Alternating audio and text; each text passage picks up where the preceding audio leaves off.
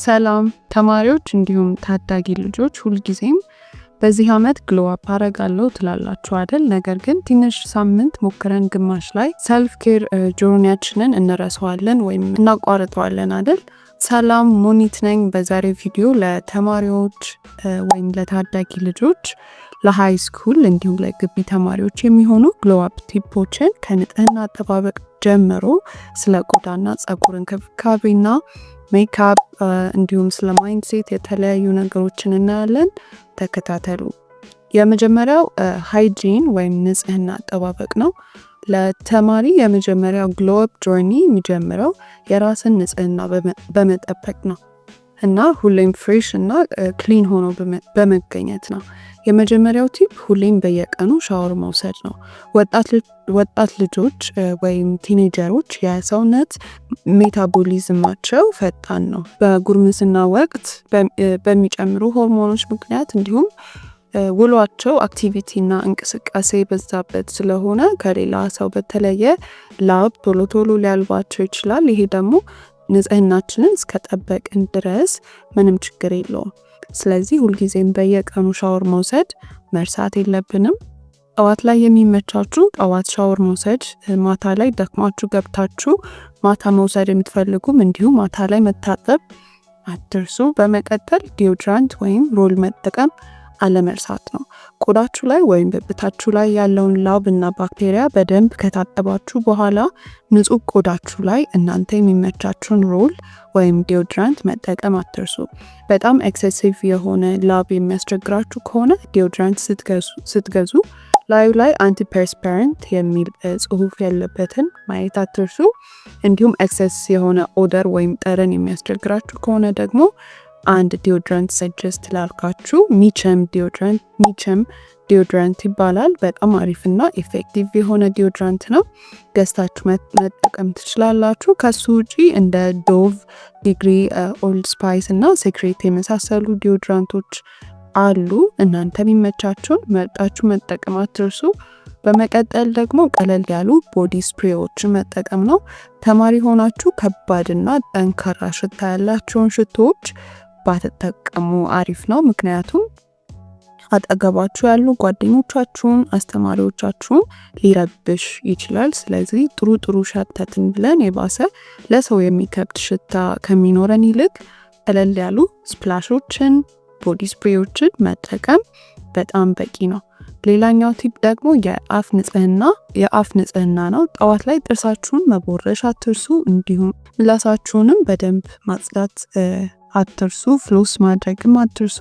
እዚህ ጋር ግን የአፍ ሽታ የሚያስቸግራችሁ ካላችሁ የሞቀ ውሃ ላይ ጨው ጨምራችሁ ለትንሽ ደቂቃ መግሞጭሞጭ፣ ይህን ቢያንስ ለአንድ ሳምንት ማድረግ የአፍ ጠረን ሽታ ለመቀነስ ይረዳችኋል። ወይም ማውዝ ዋሽ መጠቀም ትችላላችሁ። ሌላ ደግሞ ትምህርት ቤት ስትሄዱ ቦርሳችሁ ውስጥ እንደ ሜንቶስ እና ኤክስትራ አይነት የአፍ ጠረንን ፍሬሽ የሚያደርጉ ማስቲካዎችን በቦርሳችሁ መያዝ አትርሱ።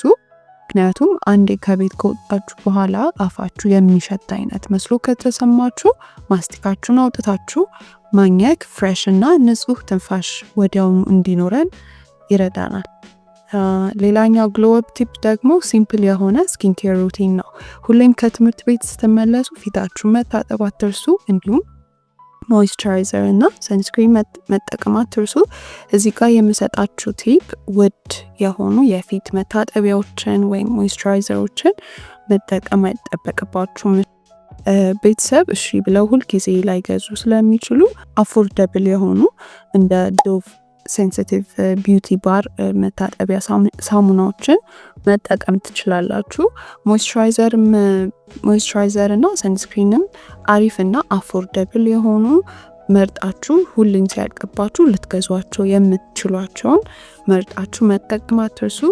ሌላው ቲፕ የጓሻ ማሻዎችን መጠቀም ነው። ይሄ አንድ የምትገዙት ነገር ስለሆነ ችግር የለውም። ሁሌም ሞይስቸራይዘር ከተቀባችሁ በኋላ በጓሻ ፊታችሁን ማሳጅ ማድረግ ፓፊነስ ለመቀነስ እና ፍሬሽ ሉክ እንዲኖረን ይረዳናል።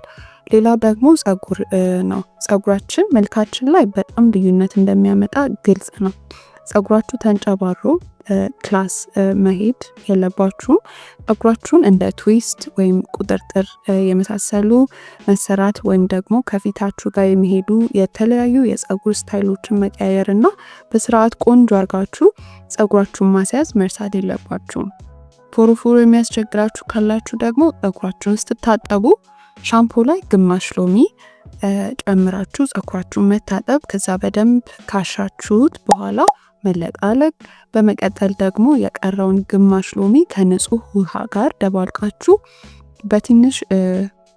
በትንሹ ቆዳችሁን መቀባት ፎሮፎር እንዲቀንስ ማድረግ ይችላል። ይሄ ካልሆነ ግን ሚዞራል አንቲ ዳንድረፍ ሻምፖ ከፋርማሲ ገዝታችሁ መጠቀም ፎሮፎር እንዲቀንስና እንዲጠፋ ያደርግልናል ማለት ነው። እና ሌላ ደግሞ ሁሌም ጸጉራችሁን ልትታጠቡ ስትሉ ቆንጆ ሄር ማስኮችን ወይም ቤት ውስጥ የሚዘጋጁ የጸጉር ውህዶችን መጠቀም ልምድ ማድረግ አትርሱ። ሌላኛው ግሎው አፕ ቲፕ ደግሞ ሜካፕ ነው። ሜካፕ እናንተ ቦልድ የሆኑ ሜካፖችን መጠቀም የለባችሁም። አሪፍ ሊፕ ግሎስ፣ ሊፕ ላይነር መጠቀም፣ አይላይነር ወይም ማስካራ መጠቀም በጣም በቂ ነው። ልጅነታችሁ ብቻ በቂ ውበት ስለሆነ ማለት ነው። ነገር ግን ዩኒቨርሲቲ ወይም ግቢ ያላችሁ እህቶቼ ሜካፕ የምትጠቀሙ ካላችሁ ማለት ነው ሁሌም ተፈጥሯዊ ወይም ናቹራል ሜካፕ ስታይሎችን ክሊን ገርል ሜካፕ ሉክ የሚባሉትን መጠቀም አትርሱ። ሌላው ግሎው አፕ ቲፕ ደግሞ ማይንድ ሴታችሁና ሜንታል ሄልዛችሁ ላይ መስራት አትርሱ። ጊዜያችሁን የማይሆን ነገር ላይ ከምታሳልፉ ለእናንተ የሚጠቅሙ አሪፍ አስተማሪ የሆኑ ፖድካስቶችንና መጽሐፍትን ማንበብ ልምድ ማድረግ አትርሱ። ፕላነር እና ስኬጁል አውጥታችሁ በሱ መሰረት አካዴሚክሊ አቺቭ ማድረግ መርሳት የለባችሁም ማለት ነው። የመጨረሻ ነገር ደግሞ ቢ ኮንፊደንት። ሁሌም ኮንፊደንስ ያላችሁ መሆን አትርሱ። በምንም አይነት ሁኔታ ኮንፊደንሳችሁን የሚጨምሩ ኦፖርቹኒቲዎችን እንደ ፕሬዘንቴሽን ወይም ስፒች መስጠት ሊሆን ይችላሉ። እንደሱ አይነት እድሎች ሲመጡ ከመፍራት ይልቅ እንደውም ኮንፊደንሳችሁን ለማዳበር ተጠቀሙባቸው። የዛሬው ቪዲዮ ይህንን ይመስላል። ላይክ እና ሰብስክራይብ ማድረግ አትርሱ። አመሰግናለሁ።